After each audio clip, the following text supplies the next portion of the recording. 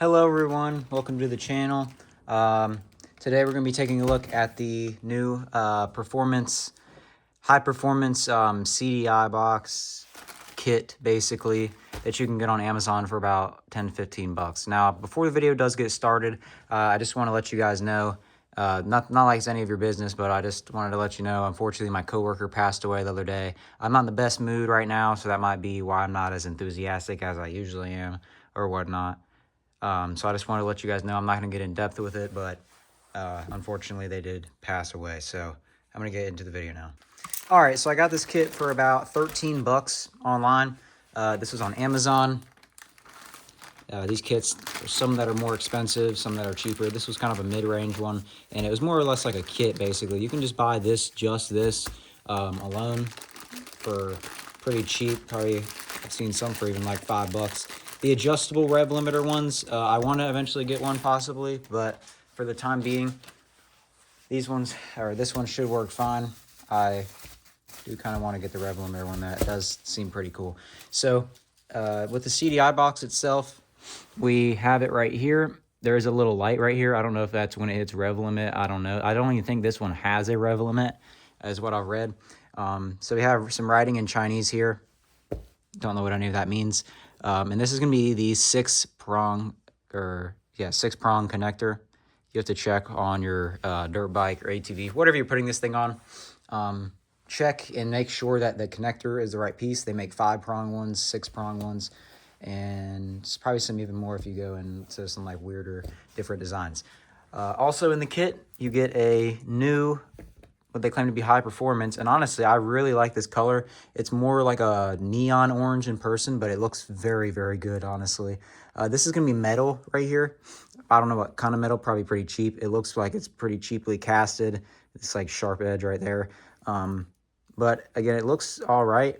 I know there's some ways where you can, this one, I think you can unscrew your spark plug boot.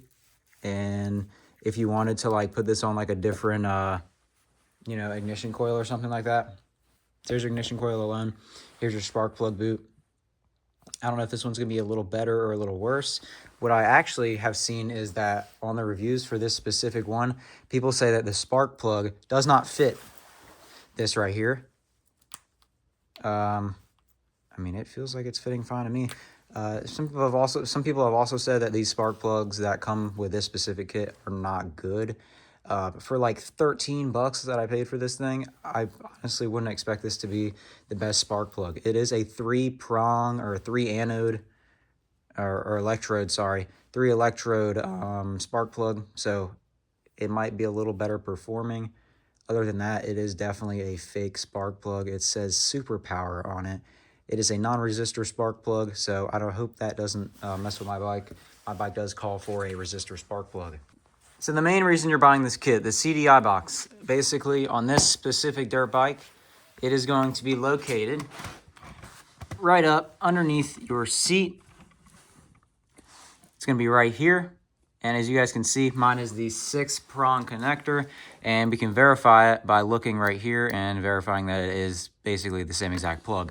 Now with your 5-prong connectors, it's going to look basically like this, but it's just going to be like this is not on here, and it's just going to look like just the top plug right there. Now, they cannot make it easier. All you have to do to get this CDI box out is just finagle it kind of out. Sometimes you might have to use 2 hands or push it on the other side, but eventually it should just slide out of the little sleeve that it's in there. And here's the CDI box. This is the stock one. It looks like it's a Lehua. That might be how you pronounce it. I'm not 100%. These ones aren't the best. I don't know what the rev limit is. I think they're about 7,500 to 8,000. This one is specifically 8,000, but they kind of range a little bit. So let me go and pull this guy out of here without breaking any wires, and I'll be back with you guys in just 1 second. Alrighty guys, so I got it out here. It was pretty simple. All you do is just pull back on these tabs here, and basically they kind of just slide right out. If you don't do that, you can kind of break these off. They are like cheap plastic, so they will break off on you. So here's the new CDI box. It looks way nicer. Here's a comparison to the old one. It is a little longer, as you guys can see. about maybe like 1/3 of an inch or so, maybe give or take a little bit. But all we're gonna do now is just get our new CDI box and our old wires and basically just match them together. Now, when buying this CDI box, or when buying a CDI box in general for these dirt bikes, make sure that you know which one you're buying, like I said, with the 5 and 6 prong or the AC and DC one. This is gonna be an AC one. This is not an electric start bike. This is a alternating current bike, basically. So it's not gonna fit in your original harness here. So might just have to zip tie it or something somewhere, probably somewhere up here, and just take this one off. So I'll be back with you guys in just a second. All right, so I got it basically in there to where it's not gonna come out on its own, or at least hopefully not. So yeah, as you guys can see, it's plugged into the new wires right here and it's just led to right there. Those wires are gonna be 1 to your stator, 2 to your kill switch, obviously like your ground. Obviously to your ignition coil, and the last one, obviously, if you have an electric start model, then you're using another one for that. So I'm not going to put these guys on, or at least this ignition coil. I might try out the spark plug, but I'm going to leave the ignition coil alone for right now, just because I don't feel like going through and rerouting it right now. I just put this hour meter on.